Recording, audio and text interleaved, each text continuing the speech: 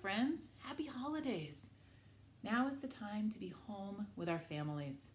You might be planning to eat some special food or sing some special songs or give and get some presents. In my family, we celebrate Hanukkah and Christmas. So last night was the last night of Hanukkah. We filled our menorah with candles and lit them all. It was really beautiful.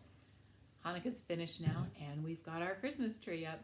So we have a lot going on at our house right now, and I bet you do too. I wanted to share one of my very favorite holiday stories with you. It's called Night Tree. The words are by Eve Bunting, and the pictures are by Ted Rand. And on the cover here, you can see a family. What do you think they're going to do? Are they inside or outside?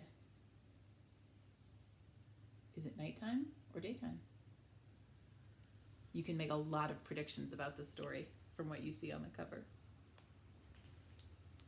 And this is one of those books where the title page begins to tell the story before there are even any words. So we can see the title, Night Tree. And what's this family doing?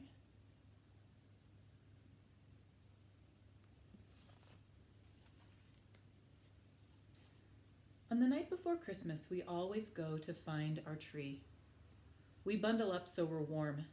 Nina is already wearing her boots that are too big for her. She has been wearing them all day. Dad sets our box in the back of the truck with the rest of his stuff, and the four of us squish into the front seat. We drive through the bright Christmas streets to where the dark and quiet begin.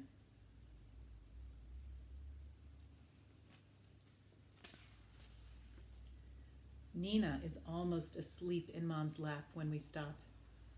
Are we there? I ask, and Dad says yes, and rolls down the windows so we can smell the tree smell. We scramble out. There are oaks growing here, and alder and maples that are bare now and white in the moonshine. The pines and the spruce and the firs are green.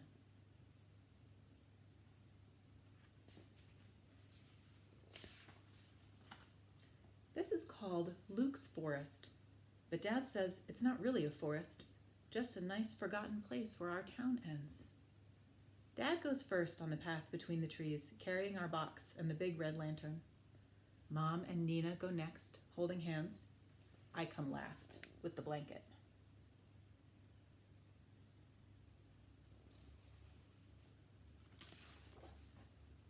It hasn't snowed yet. It's so cold, my breath hurts. The sky is spattered with stars, and the moon, big as a basketball, slides in and out between the treetops. Dad's lantern sweeps ahead. Look, he whispers. We stop. A deer is watching us. I see the brightness of its eyes. Then it turns, and it's gone.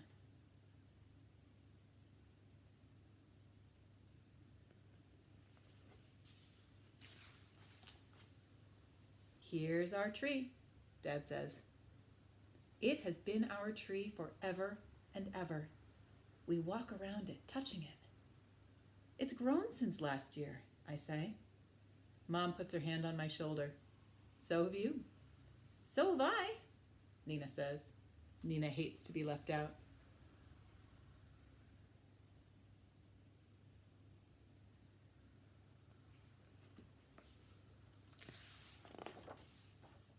An owl hoots deep in the darkness. There are secrets all around us.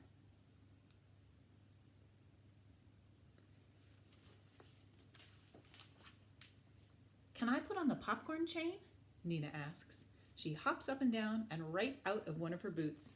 Mom helps her get it back on.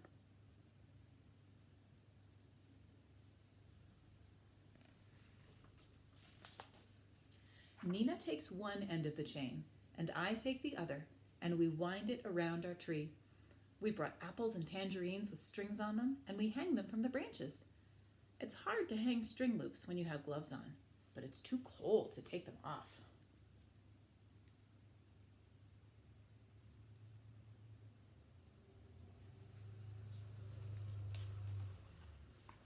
For weeks, we've been making balls of sunflower seeds and pressed millet and honey. We hang those too. We scatter shelled nuts and breadcrumbs and pieces of apple underneath for the little creatures who can't climb very well. Our tree looks so pretty.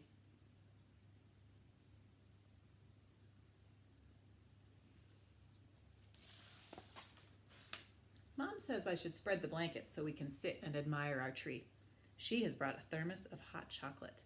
I take off my gloves and toast my hands around my warm cup. Dad turns off the lantern and we stay quiet, hoping some of the little animals will come while we're here, hoping the deer will come back. But it doesn't. It's shy, Dad says.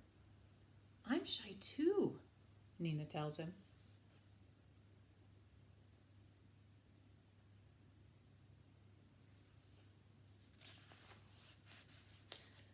Before we leave, she and I get to choose a Christmas carol to sing.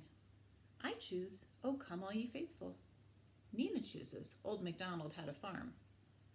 That's not a Christmas song, silly, I tell her, but Mom says it's fine and a very nice song too. We sing fast because there are a lot of verses and it's getting colder.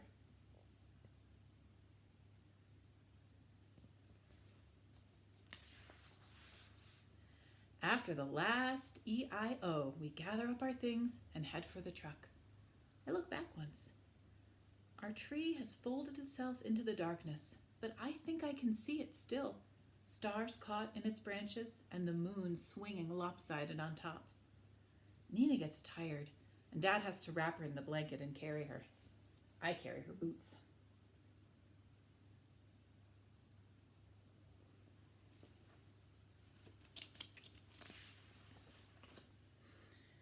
Later in bed, I think about our tree. And sometimes the next day, when the aunts and the uncles and the cousins are at our house and it's noisy and happy, I let my mind go back to Luke's forest. I think of the birds having Christmas dinner, and the squirrels and the opossums and the raccoons and the skunks.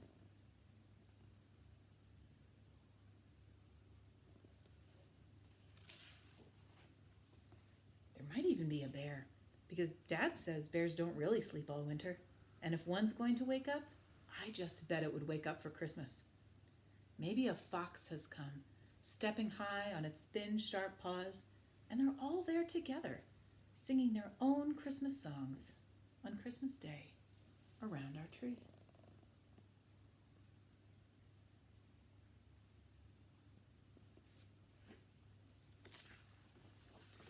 And that's the end. I hope you liked it. Happy holidays, friends. I'll see you in January.